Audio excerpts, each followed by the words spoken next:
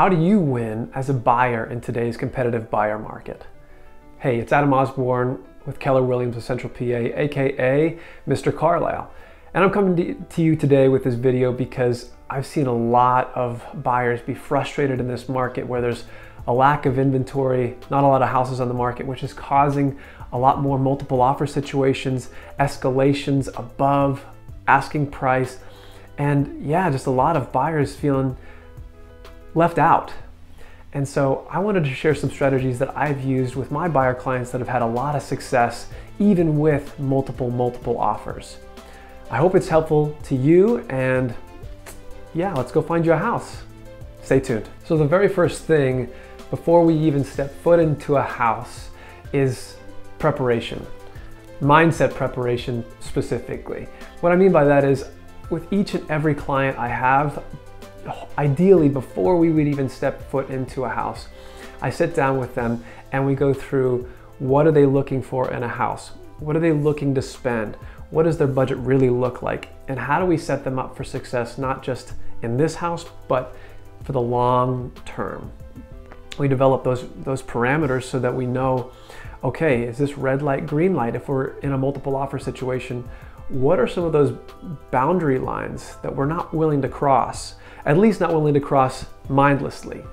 And when you have those things set up, when you're in a multiple offer situation, emotions can tend to get the best of you. You love this house, you've fallen in love with the kitchen, you imagine your kids living there, and then all of a sudden money is the last thing on your mind, and you're shelling it out, trying to beat the next person. But when the dust settles, I've seen this many times, buyers have some buyer's remorse because they didn't have those parameters set up and they didn't have the discussion with their realtor about what it is that they're actually concerned with and what their goals actually are. So I take that extra time up front with each and every client to make sure I understand what are their goals so I can get in alignment with them, I can get an agreement with them, and when those emotions do rise, I can bring them back to that reality. Hey, remember your kids' college, your vacations you want to take. Not to say don't do it, but be aware of it, count the cost. And that's what it's all about. It's just awareness of what you're doing and not getting so wrapped up in this process of competition and scarcity and emotion, reminding them that the right thing will happen if you just do the right things enough times.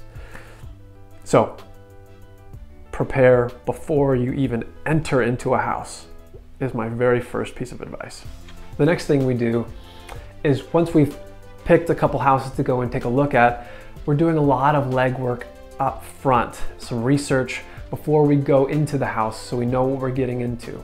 Things like calling the listing agent. I tell you, I've listed a lot of houses and I can't tell you how many times other agents haven't done this, and it just shocks me. Calling the listing agent and asking them, what is the most important thing to your seller client? A lot of times you're gonna hear the same thing. High price, quick close. But you can't always assume that, because I've run into so many times when the highest dollar amount wasn't the most important thing. Flexibility with time had a lot more value to them than cash and a 2-week close. So I ask those questions up front. I ask what's important to the seller, where are they going, why are they going, so I can better understand their story and I can tell that to my buyer clients so we can create a situation that is the most appealing to their specific situation. The more I know, the more I can help advise my clients how to structure a better offer. We're also asking questions about, are there any repairs that we need to do? Are there any issues that we need to be aware of that need to be resolved? Are there any other considerations that we're thinking about? How about pieces of equipment that are going to be staying or going? Do we know if the refrigerator, the washer and dryer are staying? How about lawn equipment?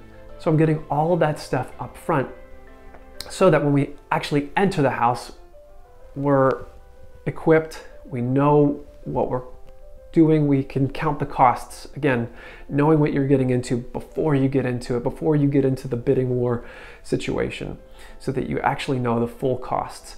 The other thing about that is it saves time. Usually these multiple offer situations tend to be very time sensitive. So if you're looking through the house completely ignorant about anything, you're having to go back and do that research when you're up against the clock. So I'd rather get ahead of that when there's less pressure. We can calmly understand everything bit by bit.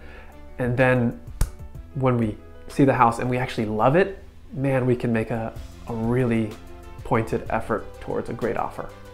And once it's time to actually make an offer, and we know we're going to get into a multiple offer situation based on what the listing agent is telling us, then we can move into actually structuring the deal. And there's a whole list of strategies that I actually give to each of my clients, my buyer clients, to show what are some strategies we can employ to be competitive or have an edge over some other offers. Some of my favorite strategies are things like an escalation clause, where you're ratcheting up to a high dollar amount, but only in increments of X dollars. So if you had another offer that was $5,000 over yours, you would beat them by a little bit, but maybe not the $20,000 mark that you're willing to go up to. So it's just a way to conserve money and yet have a negotiating power.